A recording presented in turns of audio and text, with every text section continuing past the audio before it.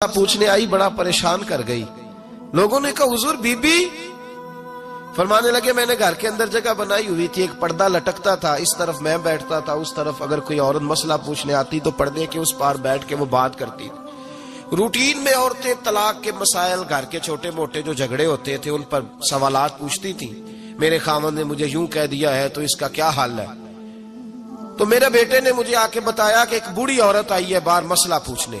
توجہ کرنا ذرا بات پر، اور خاص غور کرنا کہ عرض کرنے لگا ہوں۔ فرماتے میرے بیٹے نے بتایا کہ ابا جی بوڑھی سی عورت ہے، وہ کہتی ہے میں نے امام صاحب سے سوال پوچھنا ہے۔ فرماتے پردے کے پیچھے بٹھایا، میں بھی بیٹھ گیا تو بی بی آئی اور جچے تلے لفظوں میں فٹافٹ اس نے بات شروع کر دی۔ بوڑھی تھی پر اس نے بات چھیڑی پردے کے پیچھے بیٹھ کے، تو بڑے جچے تلے 2-3 جملوں میں کہنے لگی امام صاحب مسئلہ پوچھنا ہے۔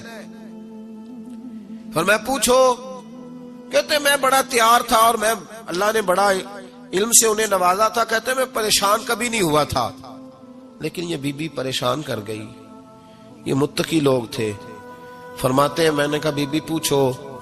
کہنے لگی حضور میں محنت کی کمائی سے روٹی کھاتی ہوں، چرخہ رکھا ہوا ہے، سوت کاٹ کے اس کی کمائی کھاتی ہوں، سارا دن مزدوری کرتی ہوں، کبھی کبھی کام رہ جاتا ہے تو 14ویں کے چاند کی روشنی میں چھت پہ بیٹھ جاتی ہوں تو چرخہ کاٹتی ہوں۔